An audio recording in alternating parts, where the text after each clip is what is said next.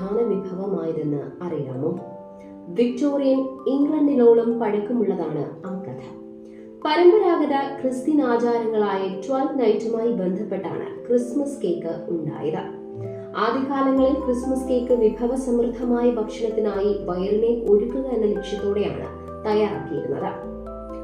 അക്കാലത്ത് ക്രിസ്മസിന് മുൻപുള്ള ആഴ്ചകളിൽ ഉടനീളം ജനങ്ങൾ ഉപവാസം നോക്കുന്നത് പതിവായിരുന്നു. അതിനൊടുവിൽ ആഘോഷ ഭക്ഷണത്തിന് മുൻപായി കഞ്ഞി പോലെ ക്രിസ്മസ് പുഡിംഗ് ഒരുക്കും. ഈ പുഡിങ്ങുകളാണ് ബേക്ക് ചെയ്ത് ഇന്ന് കാണുന്ന റിച്ച് പ്ലം കേക്ക് ഉൾപ്പെടുന്ന വിവിധങ്ങളായ കേക്കുകളായി മാറിയത്. ഇന്ന് കാണുന്ന ക്ലാസിക് ക്രിസ്മസ് പ്ലം കേക്കിന്റെ ഉത്ഭവം ഇംഗ്ലണ്ടിൽ നിന്നായിരുന്നു. പണ്ട് ക്രിസ്മസ് വിരുന്നിനായി ക്രിസ്മസ് രാവിൽ കഞ്ഞി രൂപത്തിലുള്ള വിഭവം തയ്യാറാക്കിയിരുന്നു.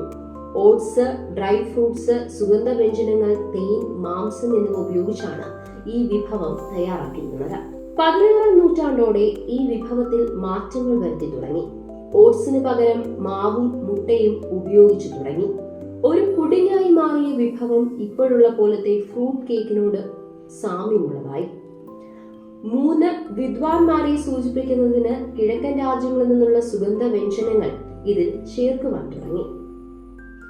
കൂടുതൽ ചേരുവകൾ ചേർത്തതോടെ ഇന്നത്തെ ക്രിസ്മസ് കേക്കിന്റെ രൂപം കൈവന്നു. 1600കളിൽ യൂറോപ്പിലുടനീളമുള്ള നിരവധി പ്രൊട്ടസ്റ്റന്റുകാർ ക്രിസ്മസ് ആഘോഷങ്ങളിൽ വിശ്വസിച്ചിരുന്നില്ല. അങ്ങനെ ക്രിസ്മസ് കേക്കിന് പകരം 12th നൈറ്റ് ആഘോഷങ്ങളിൽ ബദാം, മാർസിപ്പാൻ എന്നിവ കൊണ്ട് പൊതിഞ്ഞ 12th നൈറ്റ് കേക്ക് ഉണ്ടാക്കുന്നത് പതിവായി. 1740കളിൽ ഇംഗ്ലണ്ടിലെ ലോർഡ് പ്രൊട്ടക്ടറായ ഒലിവർ ക്രോവലും മറ്റു പ്യൂരിറ്റന്മാരും ക്രിസ്മസ് ആഘോഷം നിരോധിച്ചുവെങ്കിലും ക്രിസ്മസ് ദിനത്തിൽ വിരുന്നുകൾ അനുവദനീയമായതിനാൽ ആളുകൾ കേക്ക് ഉണ്ടാക്കി പകരം മാർസിപ്പാൻ കൊണ്ട് പൊതിഞ്ഞ വിഭവങ്ങൾ ഉണ്ടാക്കി. ക്രിസ്ത്യൻ ആഘോഷമല്ല എന്ന് പറഞ്ഞ് 1800കളുടെ അവസാനത്തിൽ വിക്ടോറിയ രാജ്ഞി 12th നൈറ്റ് ആഘോഷങ്ങൾ നിരോധിച്ചിരുന്നു. ഈ നീക്കം അന്നത്തെ മിഠായി നിർമ്മാതാക്കൾക്ക് വരുമാനമില്ലാതാക്കി. അതിനാൽ അവർ 12th നൈറ്റ് കേക്ക് ക്രിസ്മസ് ആഘോഷങ്ങൾക്കായി ഐസ്ഡ് കേക്കായി പുനർനിർമ്മിച്ചു തുടങ്ങി.